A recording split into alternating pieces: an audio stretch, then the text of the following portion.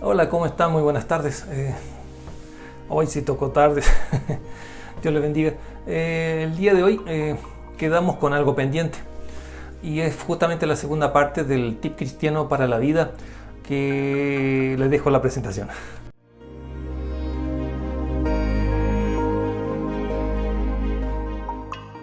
Ustedes se acuerdan que el tip que estamos desarrollando es ¿cuál es el uniforme del cristiano? Bueno, el día de hoy vamos a completar justamente ese tip.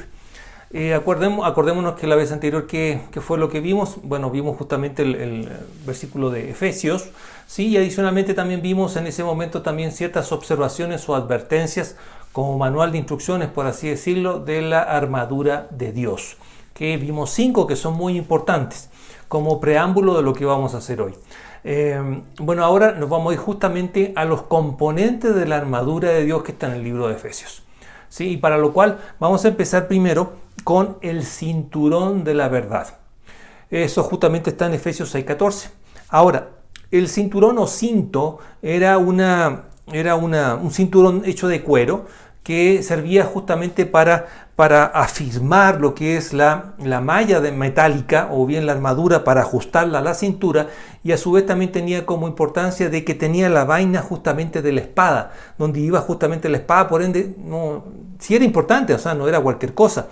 Por ende, en momento de ajustarte este cinturón, ¿qué te daba? Te daba seguridad, te daba apoyo, incluso te daba confianza. ¿Por qué? Porque tenías todo bien ajustado, bien pegado al cuerpo, sin que se pueda caer o sin que se pueda soltar. Pero este cinturón no es cualquiera, es el cinturón de la verdad. De la verdad. ¿Cuál es la verdad? La palabra de Dios. A este respecto, Juan 17:17, ¿qué dice? Hazlos santos con tu verdad, enséñales tu palabra, la cual es verdad. Por ende, esto debemos tenerlo muy claro, que el cinturón que nos hace sentir confiados, con apoyo, con mucha seguridad en nosotros mismos, es la verdad, es el conocimiento de la verdad. ¿Cuál es? La que consta en la palabra de Dios.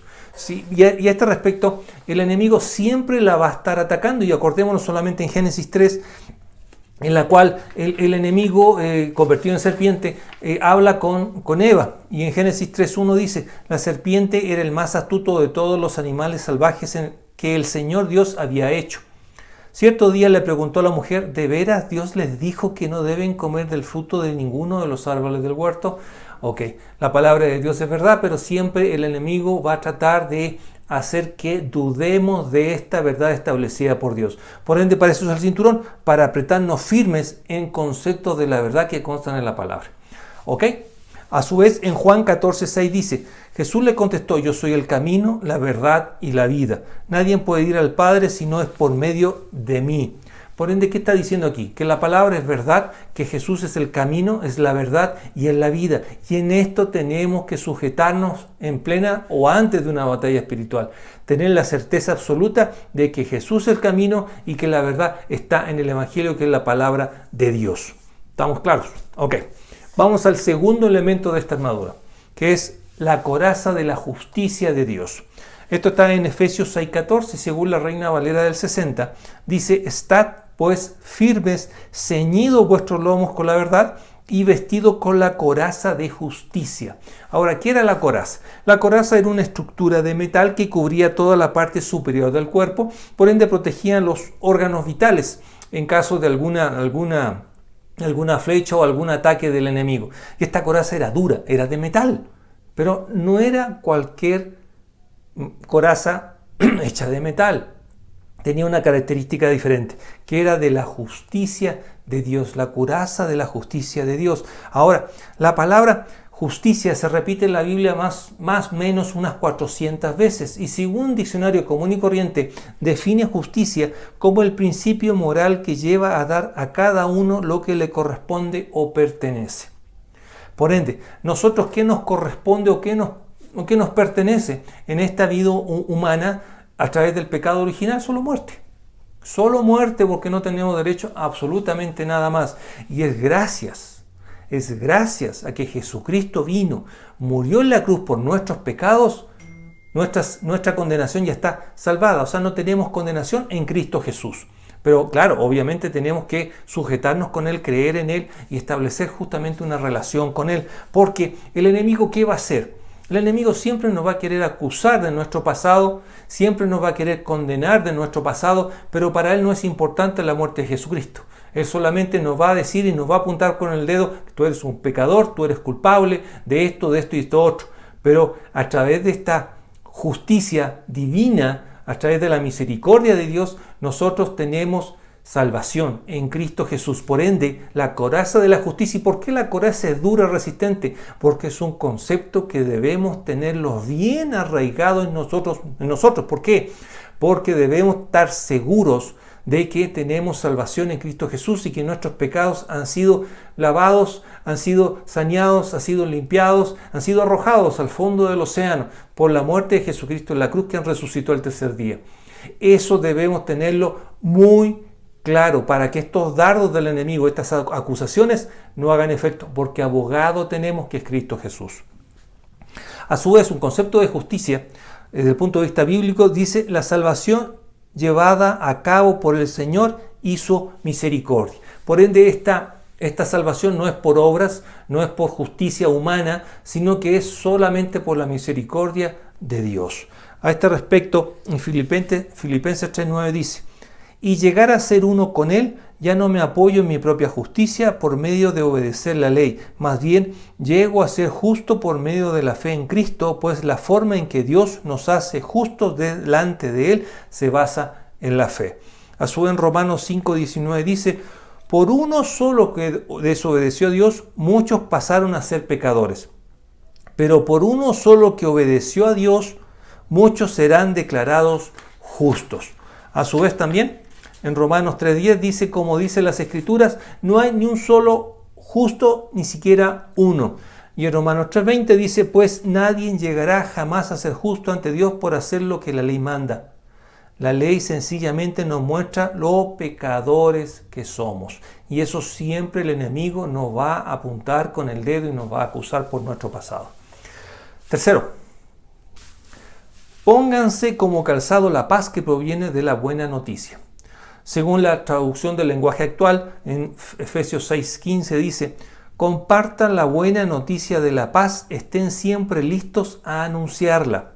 Ahora, aquí está usando el concepto de sandalias. Bueno, los soldados usaban como calzado las sandalias que les permitía desarrollarse mucho mejor en el campo de batalla y así también protegía sus pies. Pero aquí el concepto no va sencillamente a un producto hecho por el hombre a base de cuero, sino que según Isaías 52:7 nos aclara en qué consiste justamente esta sandalia o qué simbolismo está desarrollado alrededor del concepto de las sandalias de la paz. Dice, qué hermosos son sobre los montes los pies del mensajero que trae buenas noticias. Buenas noticias de paz y de salvación, las noticias de que el Dios de Israel reina.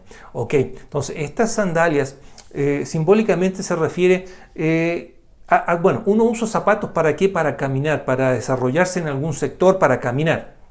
En cambio, aquí el concepto está desarrollado desde el punto de vista de la persona que va hacia un lugar, que va caminando hacia un lugar en el cual él debe dar buenas noticias, como dice el versículo, de paz y de salvación. O sea, somos sus mensajeros. Nuestro caminar debe llevar siempre nuestro testimonio a otros. Testimonio de paz y testimonio de salvación. Esa es la misión. Por ende, estas sandalias en la armadura de Dios quiere decir que a donde nosotros vayamos debemos testificar, debemos hacer una expresión personal de lo que ha significado Dios en nuestra vida y darle a conocer a las demás personas esa experiencia personal, ese encuentro íntimo y personal con Dios. Ese es el caminar, ese es el dar buenas noticias. Ahora, esto se complementa también, ¿se acuerdan en el libro de Mateo 28:19? Que id y por todas las naciones y hacer discípulos, bautizándolos en el nombre del Padre, el Hijo y del Espíritu Santo. Es id. Hay un ejercicio, hay una acción de caminar, de desarrollarse en algún sitio. Donde vayamos debemos llevar ese mensaje o bien esa buena noticia. Ok, vamos al cuarto. ¿Cuál es? Es el escudo de la fe. En Efesios 6:16 dice, además de todo esto, levanten el escudo de la fe para detener las flechas encendidas del diablo. Aquí habla de un escudo. Bueno, en la antigüedad los escudos se utilizaban como mecanismo defensivo, pero existían diferentes tipos de escudos. Había uno pequeñito que se ponía en la mano izquierda y que era mucho más flexible para el combate y generalmente era utilizado por los soldados que eran de a pie, o sea, la infantería. En cambio, propiamente tal, aquí el escudo al cual se está haciendo referencia es el manipulo. ¿Cuál es este? Es un escudo de más o menos 1 metro de alto con 80 centímetros de ancho e inclusive tenía una cubierta de metal para que la flecha rebote. Y a su vez también algunos tenían unos ganchitos a los costados que permitía que los escudos de sus compañeros también se enganchen y hagan una sola pared mientras avancen. Ahora, estamos viendo la armadura de Dios en el ámbito espiritual. Qué importante es que los hermanos se unan para una batalla espiritual y hacer frente al enemigo. Porque acuérdense que es mejor estar 2 que 1, porque si uno cae, el otro le levanta. Por ende, este escudo muchas veces en la vida real, ¿qué mecanismo de defensa tenemos? Bueno, claro, la policía, la demanda, la denuncia, pero muchas veces nos defendemos por lo que somos, por lo que tenemos, por lo que queremos ser, por nuestros estudios, etc. Pero este escudo no es eso. Este escudo, como dice en Hebreos 11.1, es pues la fe, la certeza de lo que se espera, la convicción de lo que no se ve. Certeza, convicción. Es un escudo de certeza y convicción que llevamos justamente en el brazo izquierdo. Por ende, este escudo, ¿qué objetivo tiene? Creer en las cosas que no vemos y tener la certeza de lo que no se ve para poder combatir las flechas del enemigo. ¿Cuáles flechas del enemigo? La codicia, la ambición, la ruina, la enfermedad. Incluso pueden haber, y que muchas veces el enemigo utiliza pensamientos impuros que nos quieren hacer tentar. O bien hay pensamientos de duda, como sucedió en el libro de Génesis con el caso de la mujer. Estos dardos de la tentación son los más difíciles y muchas veces no los detectamos. Creemos que son nuestros pensamientos, pero no lo son. Es el enemigo que nos está atacando. También está el dardo del enojo, por ejemplo.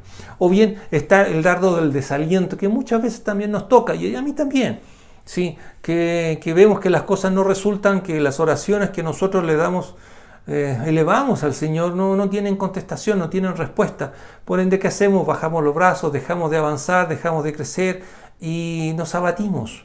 Y es justamente también un dardo que el enemigo tiene si es que no tenemos este escudo, pero este escudo también combinado con el cinto de la verdad, con las sandalias del Evangelio y la coraza de la justicia. Esto es todo un complemento, esto no se puede usar por separado.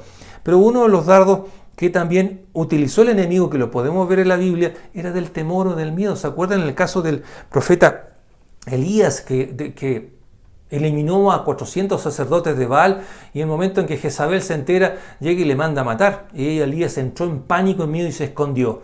Ese fue justamente un dardo del enemigo en donde el escudo de Elías tal vez estaba medio destrozado después del combate y no pudo detener este dardo y le dio. Y al darle surtió este efecto de miedo al no tener el complemento también de las demás armas que también le servían para atacar al enemigo.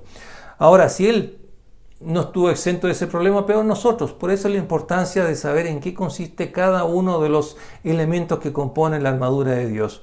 Ahora, por ende, este escudo, ¿qué nos permite? Que también es un instrumento de defensa y de protección. Por ende, ¿qué sucede con el concepto de fe? En Juan 11:40 dice, Jesús respondió, ¿no te dije que si crees verás la gloria de Dios? Es un sistema de protección, es un elemento de protección. Marcos 3:23, ¿cómo que si puedo? Preguntó Jesús, todo es posible si uno cree. En 1 de Juan 5:4 dice, pues todo hijo de Dios vence a este mundo de maldad y logramos esa victoria por medio de nuestra fe. En Romanos 10:11 dice, ¿cómo nos dicen las Escrituras? Todo el que confía en Él jamás será avergonzado. Ese es el escudo de la fe, de creer esa promesa que consta en la palabra.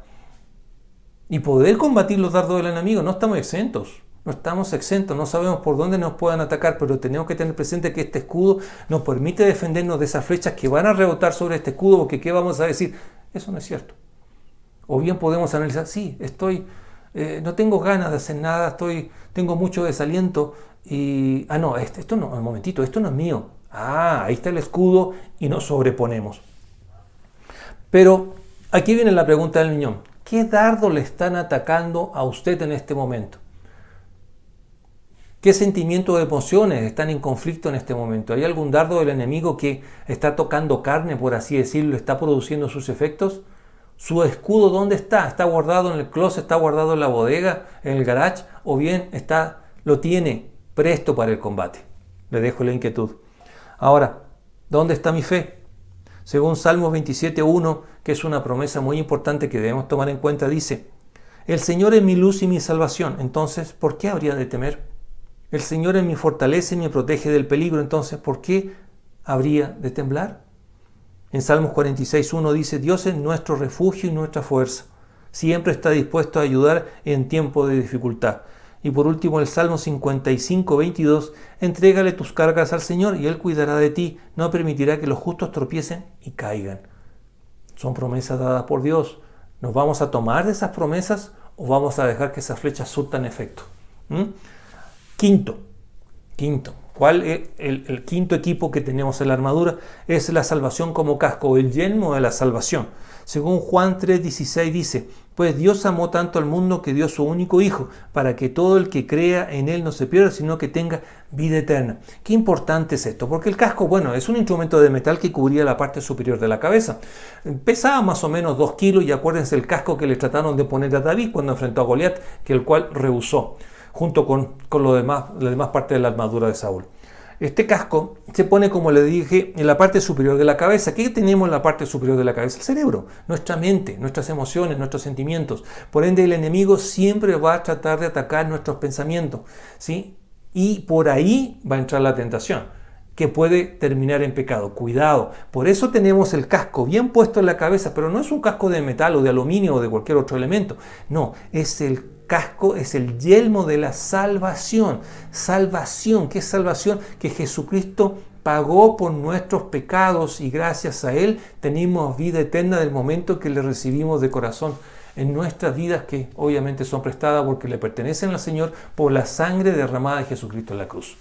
Por ende, este casco protege nuestros pensamientos ¿de qué? Pensamientos de indignidad, pensamientos en los cuales pensamos en que Señor mi Señor no me escucha, no atiende a mis oraciones. Él no me ama por mi pasado. Ese es el enemigo y es un dardo utilizado por el enemigo para convencernos que seguimos siendo pecadores, siendo que no lo es del momento en que le aceptamos a Jesucristo en nuestra vida. En 1 Tesalonicenses 5.8 dice: pero los que vivimos en la luz estemos lúcidos, protegidos por la armadura de la fe y el amor, y usemos por casco la confianza de nuestra salvación. Ahora, veamos un pequeño recuento. Vimos que el cinto es material blando, el sandalia es un material blando. En cambio, la coraza de la justicia es duro, el casco es sólido también, el escudo también es sólido. Por ende, son conocimientos que debemos tener hecho carne en nosotros, que no exista duda respecto al funcionamiento de estos elementos en nuestra vida. No deben faltar ese conocimiento absoluto de en qué consisten y cómo nos puede defender del momento que le aceptamos al Señor en nuestra vida. Porque para el que no ha aceptado al Señor, ¿qué es esto? Es un juego, ¿sí? Es un juego. Bueno, y por último, ¿qué tenemos? El versículo de Efesios dice: tomen la espada del Espíritu, la cual es la palabra de Dios. Tomen la espada del Espíritu. Ahora, la espada nosotros las conocemos, ¿no? Tenemos un sinfín de espadas, ¿sí? Es un material sólido, se agarra con la mano, ¿sí? Y sirve para cortar, etc. Pero no es cualquier tipo de espada. Es una espada, dice la espada del Espíritu, la cual es la palabra de Dios. Ya vimos cuál era la palabra de Dios, el cinto de la verdad. Esto se complementa también con la espada. Pero ¿cómo actúa la espada? ¿Sí? ¿Cuál es la acción de la espada? Según Hebreos 4.12 dice: pues la palabra de Dios es viva y poderosa, es más cortante que cualquier espada de 2 filos. Penetra entre el alma y el espíritu, entre la articulación y la médula del hueso. Deja al descubierto nuestros pensamientos y deseos más íntimos. Así actúa la espada que el Señor nos está dando en su armadura. Penetra hasta lo más profundo, pero no hablamos de carne ni hueso. Estamos hablando que deja de manifiesto nuestros pensamientos y deseos más íntimos. Nos da a conocer la verdad en dónde estamos nosotros. A través de la verdad nos dice: no, tú estás equivocado porque estás pensando esto o está sucediendo esto. Acordémonos que la palabra de Dios es verdad absoluta. Ahora acordémonos también ¿Qué le sucedió también a Jesús en el desierto? Fue tentado tuvo un ayuno de 40 días y 40 noches y fue tentado en el desierto por el enemigo. ¿Y qué fue lo que le respondió Jesús? Escrito está, pero con total certeza y convicción. Escrito está, no solo de pan vivirá el hombre, sino que de la palabra de Dios. Por ende, ¿qué debemos hacer nosotros con esta espada? La palabra es la verdad. Al momento de nosotros declarar la verdad, en nuestro caminar de dar buenas noticias, ¿qué vamos a reflejar en la otra persona, el amor de Cristo? Pensamientos o deseos que no correspondan para hacerle ver su mal caminar. Dando nuestro testimonio. ¿Eso qué va a permitir? Que la persona se dé cuenta de su mal caminar y proceda al arrepentimiento de acuerdo a la obligación que tenemos nosotros como hijos de Dios, de ir y hacer discípulos. No solo de pan vivirá el hombre. Ahora, y con esto ya vamos terminando.